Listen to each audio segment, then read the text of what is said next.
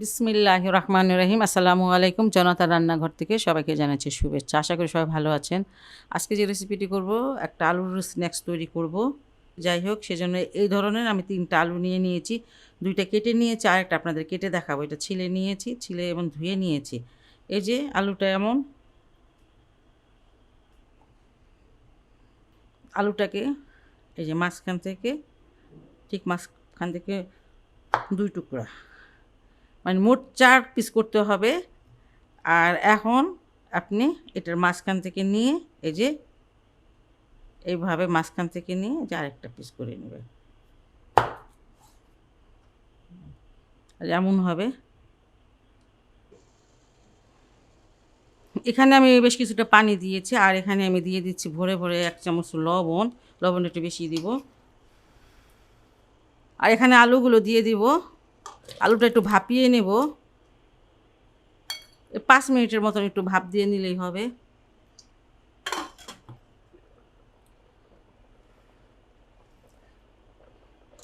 পাঁচ মিনিট একটুখানি ভাপ দিয়ে নিলাম। আর এখন আমি এই যে ছেঁকে উঠিয়ে ফেলছি। এই আলুগুলো এখন আমি ঠান্ডা পানি দিয়ে ধুয়ে নেব।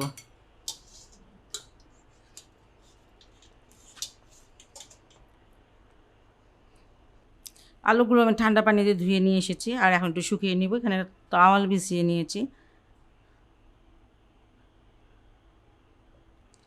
এটা কিন্তু ঠান্ডা পানি দিয়ে ধুতে হবে। ফ্রিজে ঠান্ডা পানি দিয়ে ধুয়েছি, কারণ এটা বেশ গরম থাকে ভিতরে। তাহলে ওই গরমে এটা কুক হয়ে যায়, আরও বেশি সিদ্ধ হয়ে যাবে। এজন্য একটু ঠান্ডা পানি দিয়ে ধুলে সুন্দর ভালো হয়। একটা তাওয়াল, মানে এই তাওয়ালটা একটু বড়, তো এটা আবার আমি একটু চাপ দিয়ে দিয়ে শুকিয়ে নিচ্ছি।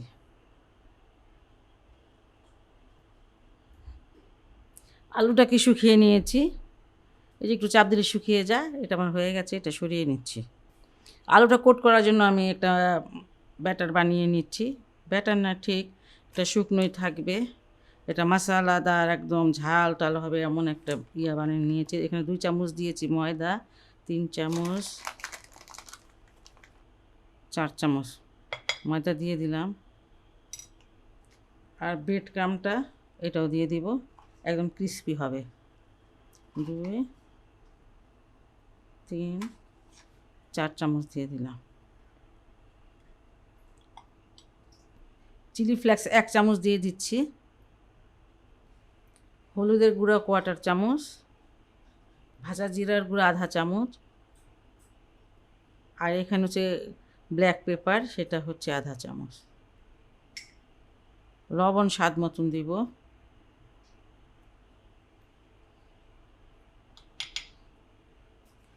অরগ্যানোটা দিয়ে দিলাম 1/4 চামচ। যদি না থাকে তাহলে না দিলেও চলবে, এমনি ভাজলে অনেক ভালো লাগে। আর সব মশলাগুলো আমি একসাথে মিশিয়ে নেব। মশলা, ময়দা, ব্রেড ক্রাম, এটা খুব ভালো করে সব কিছু মিশিয়ে নিয়েছি। এটা এক সাইডে সরিয়ে রাখছি। এখন 2 চামচ ময়দা দিয়ে দিলাম, আর একটু পানি দিব।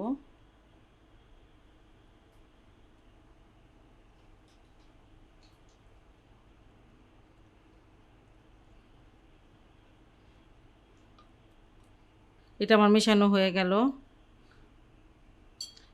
যে আলুগুলো আমি আগে এটাতে ডিপ করব। এই যে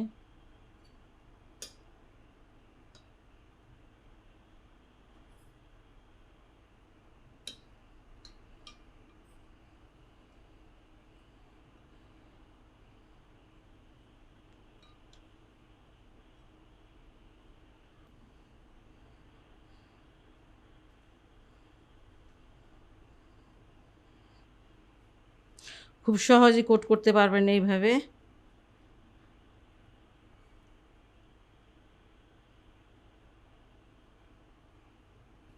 এই যে কোট হয়ে গেল। পটেটোগুলো ভাজতে চলে আসলাম। ফ্রাই প্যানে কিছুটা তেল দিয়েছি, আর এগুলো আমি ভেজে নিচ্ছি। মিডিয়াম আঁচ থাকবে। এটা নাড়বেন না কিন্তু, এক সাইড ভাজা হয়ে গেলে তখন উল্টিয়ে দিবেন। নাড়ানাড়ি করলে এটা কোটিংটা হয়তো বা উঠে যেতে পারে। একটা সাইড ভাজা হয়ে গেছে, আমি এখন উল্টিয়ে দিব। ভাজতে কিন্তু বেশ একটু সময়ই লাগে। ক্রিস্পি করে ভাজবেন, খেতে কিন্তু অনেক ভালো লাগে। আর এটা যে আলু দিয়ে বানালাম, এটা তো সবসময় সবার ঘরে থাকে যে এটার মধ্যে আমি যা যা দিয়েছি। অর্গ্যানো না থাকলে সমস্যা নাই, অর্গ্যানোটা দিবেন না, তারপরে খেতে অনেক ভালো লাগে। ভাজা আমার হয়ে গেল, 6-7 মিনিট ভেজে নিলাম। মিডিয়াম থেকে একটু কম আঁচ দিয়েছিলাম। যাই হোক, খুবই সহজ একটি রেসিপি, ঘরে যা থাকে সেটা দিয়ে হয়ে যায়, আর খেতে অসাধারণ লাগে। আপনারা বাসায় এটা অবশ্যই ট্রাই করতে পারেন। যদি ভালো লাগে তাহলে আমার চ্যানেলকে লাইক করবেন, সাবস্ক্রাইব করবেন। সবাই ভালো থাকুন, সুস্থ থাকুন, নিরাপদে থাকুন, এই দোয়া করি। আল্লাহ হাফেজ।